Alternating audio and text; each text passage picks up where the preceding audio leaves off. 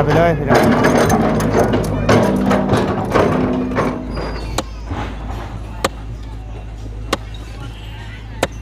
เอาลูกบอลนะฮะให้เขาดึงบ่อึ๊บอึ๊บ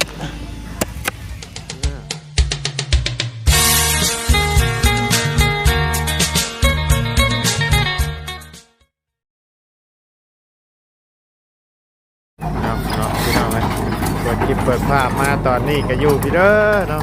มาแล้วพี่น้องอย่างเงี้ยบัดนี้เนาะ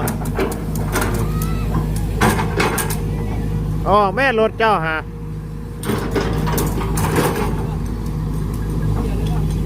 เคลียร์เลยเนี่ยแม่รถกันพี่น้องมารอบนี้ป้าเถอะแบ่งทางเลยเนาะหลังจากที่ไปเยี่ยมไปยามทั้งน้องพรน้องกึเพิ่นเนาะพี่น้องมาได้ก็ออกมาว่าจะเข้าไปอีกรอบกันมันค่ำพี่น้องเลยก็เลยเดินทางขึ้นมาเหนือเลยเนาะน้องก็เดินกลับทักทายสบายดีเด้อพี่น้อง FC เบิร์ดจุกูสู่มันเนาะเอาไว้อยู่ในและต่างประเทศก็ยินดีต้อนรับสู่ช่องมาได้คือเก้าพี่น้องเลยพบเจอกันโย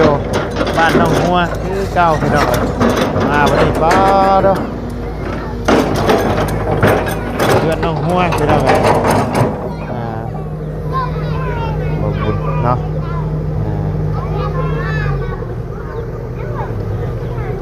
สวรรค์เพิ่นกับผมตามดังอยู่เนาะ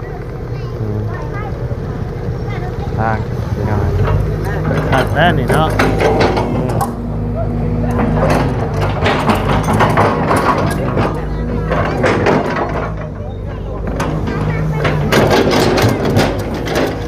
แบบเอาโคเกียร์ไปเลยพี่น้อง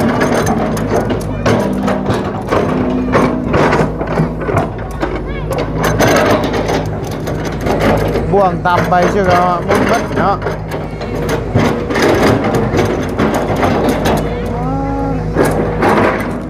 เป็นญาติเลยดีเนาะไปแล้ววันนี้กลับไปแล้ว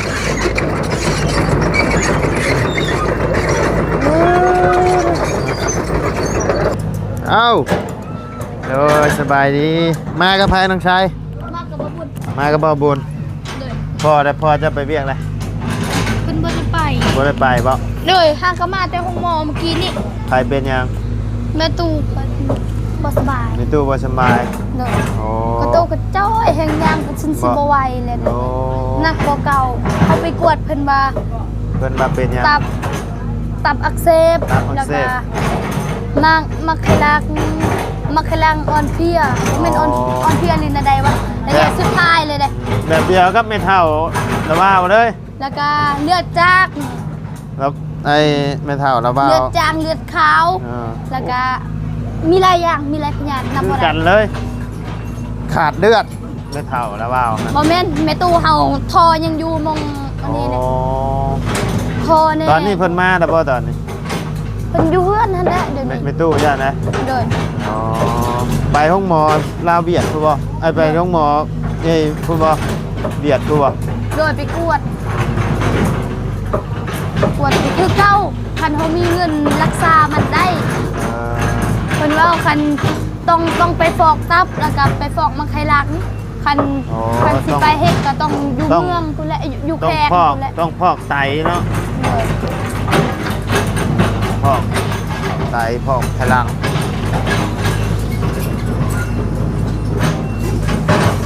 โอ้หนาวเนาะโดยทางเข้าบ้านนะพี่น้องในบ้านนี้เนาะเพิ่นก็แล้วบ่เห็นหน้าบ่ไหลเป็นได้อยู่ดีมีแห้งบ่ก็อยู่ดีมีแห้งคือกันเจ้าเด้อยู่ดีมีแห้งคือกันบ่อยู่ดีมีแห้งบันไดช่วงนี้เที่ยวแต่พาไปคนไปหาหมอละว่าวกันเบิดไม่เท่าแล้วก็เมียละว่าวก็3 มือช้อนเลยเป็นยังเจ็บในท้องนี่แหละเกี่ยวกับมดลูกอีหยังไงเจ็บในท้องพาเพิ่นไปหาหมอนัด3 มื้อเลยฉันละว่าวก็ได้ขึ้นมาแล้ว ระเบ้าฮะสิได้ขึ้นมานี่มากับมาพักอยู่พะลาน2 คืนแล้วก็ขึ้นมานี่ เด้อ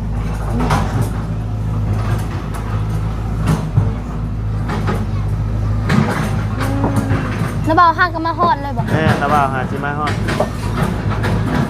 มื้อใดพอจะไปเวียด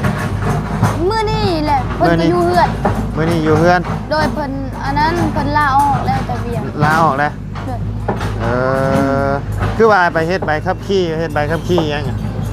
เฮ็ดใบขับขี่สิไปเฮ็ดเวียกขับรถ แล้วเพิ่นสิไปขับรถ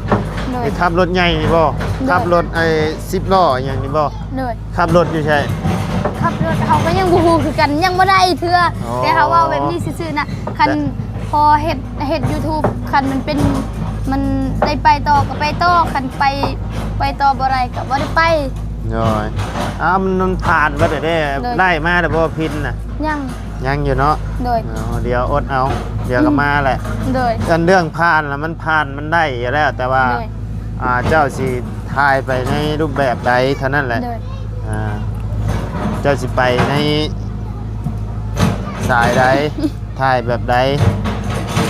ไปทุกอย่าง โอ้ ถ่าย พอ ทุกอย่าง พอเจ้าเพิ่นลาออกแล้วเนาะ โดย มันบ่มีผู้อยู่เพื่อนอยู่ชานนะมันยากเนาะ โดยเฮ็ดเวียกแถวเฮือนเฮาสบาย อืม แบบเฮ็ดเวียกนี่ อืม แบบมันอยู่ไกลพร้อม โดย นี่มันยาก ทางแม่ตู้เจ้าก็บ่สำบายเนาะ แม่ มันยากแล้วพี่น้องเอ้ย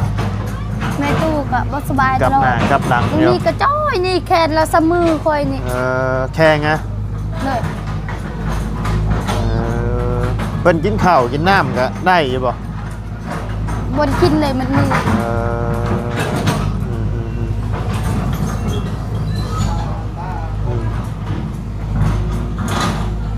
คิดว่าเรายังไปเวียดอยู่ออกแล้ว จัก เนาะ สิเฮ็ดจังใดคือกัน ฮะ เฮาก็จักสิเฮ็ดแนวใดคือ เฮ็ด กั แนั่นใดเฮ็ดแนั่นใด ก็จักสิเฮ็ดแนวใดคือกันมันใครก็ไปรอ เอ เนาะ คอยเป็นคอยไปนี่นะ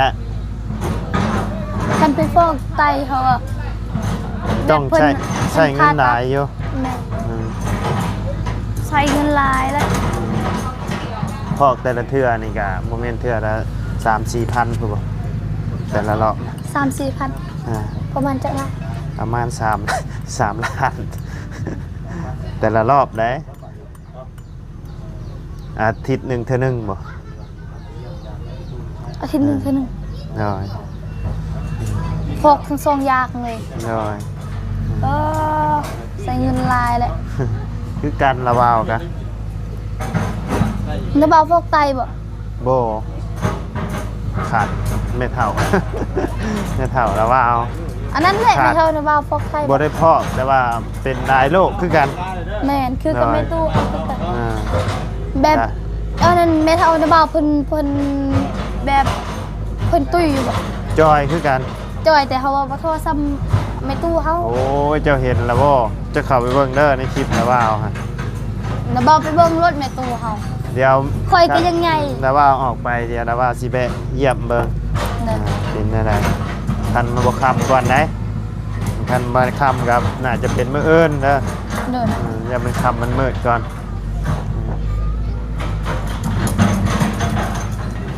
นะมันยากกะบ่มีผู้เบิ่งเนาะต้องออกมาเพราะว่าคงแล้วก็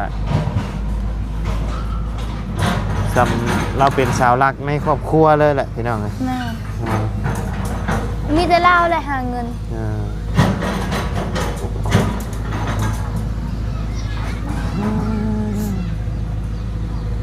เอาซะเดี๋ยวไปหาทางน้องหัวน้องจันเป็นกันเด้อโดยมา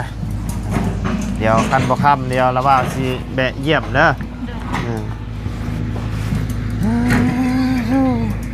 โอ้ยืนแนมไอ้สวนพักบ่ยันเพิ่นเอาสวนพักไปบ่ โดยสบายดีสบายดีไอ้เนาะบ่ได้พ่อกันโดนเติบเนาะโดย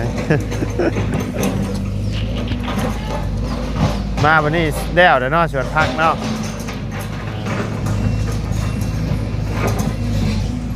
ปลูกแล้วบ่ปลูกยังไงแล้ว ยังบ่ทันได้ปลูกได้ไปเบิ่งนู่นไป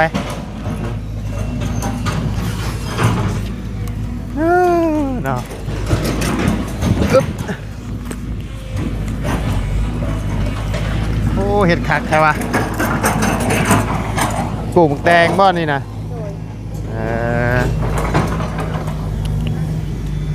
เพิ่นเฮ็ดจักมือแหละทางนี่ ก็มือเดียว มือเดียวนี่บ่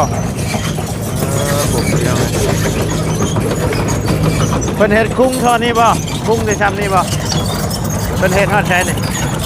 หอดน้ำเจหั่นแหละ ฮอดเซ่บ่ แม่นเขาสิเอาตาย เพราะเพิ่นสิมาเอาทรายบ่นี่นะอ๋อเฉพาะเพิ่นทางแปลงทางเนาะเหยียบม้าเลย โอ้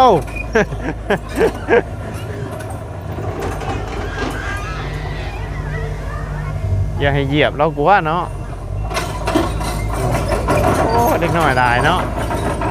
เป็นแดนเบิ่งแมคโครนี่แหละพี่น้องเอ้ย ตะยานอันนี้รถนี้ ญาติบ่ ยานตะยานอันนี้ ญาติบวงนี่บ่ แม่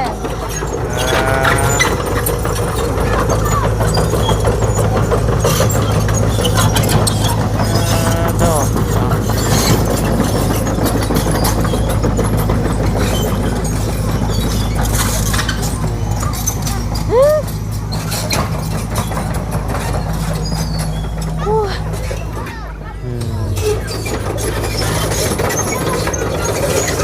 เอิบ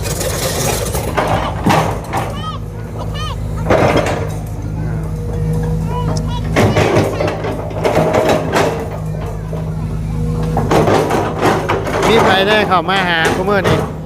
มีใครได้เข้ามาหากูมื้อ เบาบุญ มื้อนี้นะ เดี๋ยวช่วย ทางเบาบุญ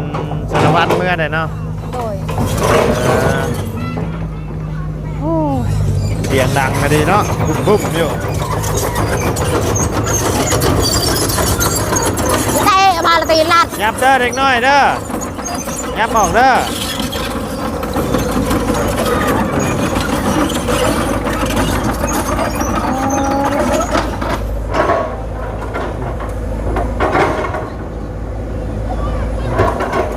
ตัวเขียวจกเลยเนาะ มาโรงพันยานาลี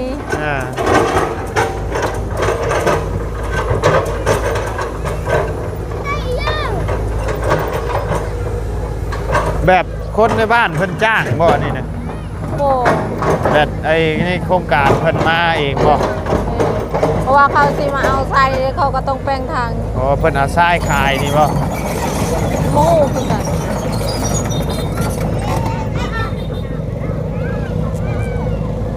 โอ้เป็นตาย่านนี่เนาะโอ้เด็ด เด็กน้อยก็ไล่อะไรเจ้าเบิ่ง บ่ย่านเนาะเล็กน้อยนี่ก็ ข้ามไปข้ามมาบุกิดยานเลยลูก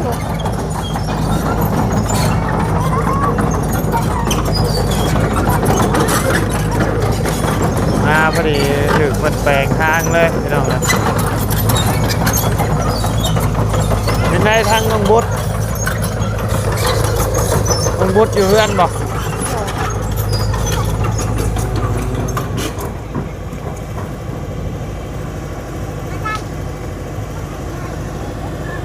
เป็นอะไรเพิ่นเอาไอ้ตะนางจะไปแล้วบ่ ต้องเอาผ้าไปตัดอันนี้ออก เอาผ้ามาตัดออกผ้ามาตัดออกนี่มันสีอันนั้น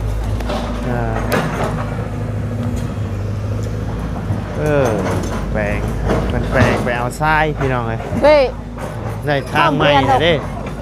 เบรียนออก ตัด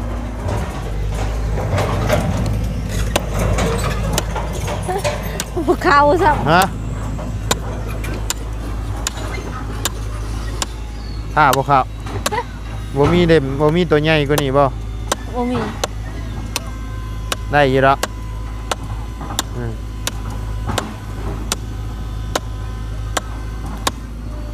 ดันหากไม้เพิ่งขึ้นเลยเนาะ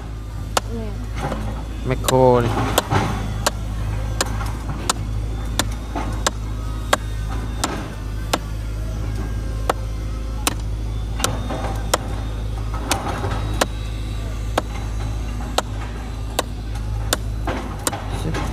ซึบ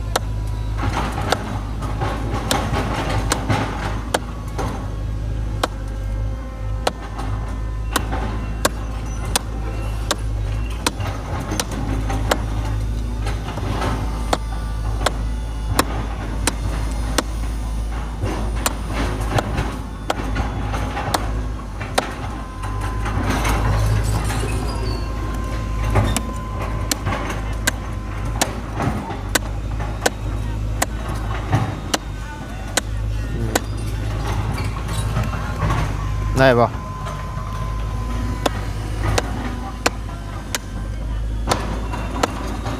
เฮ็ดได้จักมือเลยนี่เฮ็ดได้จักมือเลยนานพัก ง่ายมือเลยไปกนมันแน่เช็ดนั่นพักแน่เคยมีเวลา ไปกดมันบ่กูมือนี่ โดย เออ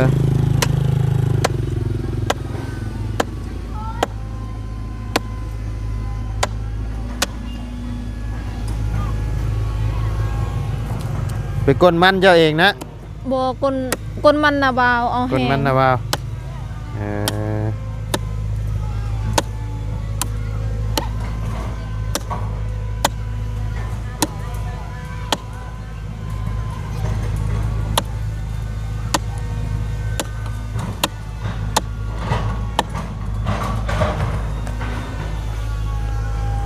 สิเฮ็ดอะไร เบิ้งขอชิย่อให้ตัดอีกยังบ่ได้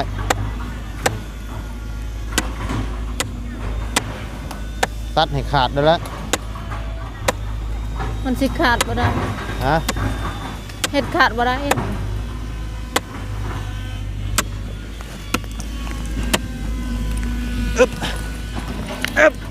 บ่ได้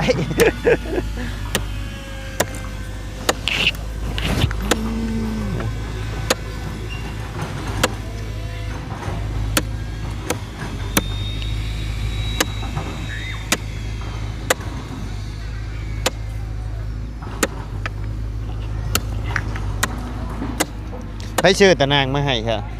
ซื้อเอง ชื่อเอง โดย เท่าไรเบิดนี่ 195 195 โดย พอดีหอบเลยเนาะ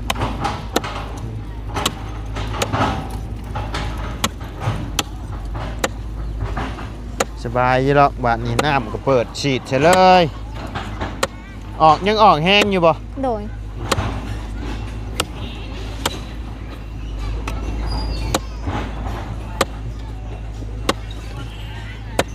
เอาลูกบ่ล่ะ ฮะเขาดึงบ่อึ๊บอึ๊บ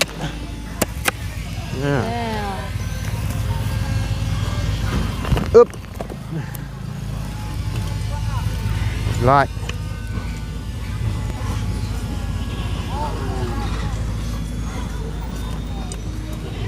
พักไงแล้วว่าพัก โดย พ่อขั้นชมแล้วบอก ผักประกาศนะ ประกาศนะ โดยพลอย ไปแล้วแมคโครใหญ่ไปแล้ว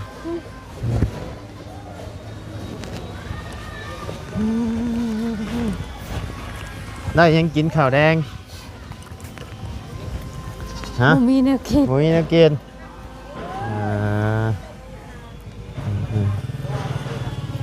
เบิ่งจะเอามีให้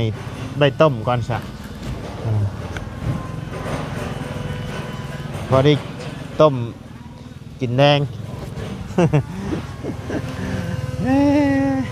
เห็ดยังกินแม่ฮะแกงโนโอ้ก็เดี๋ยวว่าแกงโน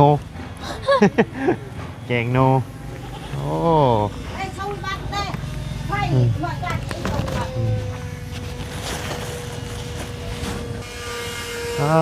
มาบัดนี้เนาะจนได้กินแล้วพักกะพักหอมได้นี่เนาะ โดย ใส่ขี้แว่บ่ โดย ผักกาดเด็ดขั้นชมได้ด้านนี่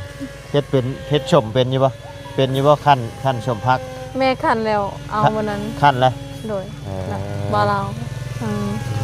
ให้ค่ะ หมักทั่วแล้วก็ขึ้นแล้วพี่น้องอันยังชัดตัวนะ ผักกาดคือกัน ประกาศคือกันตัวนี้ผักหอมบ่ โดย งามเนาะขึ้นงามคักกะลี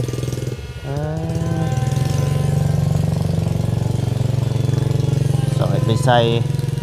แกงโน่ไงคอยได้ยินว่าแกงโง่ เอองามพี่น้องเลยป้ามาเอานี่ไหมมาเอามีเอาพี่น้องเดี๋ยวเอามีให้น้องท่านไปต้มก่อนเอานี่เอา ใช่ เอา พอแล้ว นี่ป้าสะเนาะพี่น้องเลยสำหรับคลิปนี้ทั้งบอไลก็จะได้ขอจบคลิปปิดคลิปลงไปเพียงสำนี้ก่อนเด้อพี่น้องเด้อพบเจอกันในคลิปหน้าเนาะสำหรับคลิปนี้ไปแล้วพี่น้องสบายดีเด้อเนาะ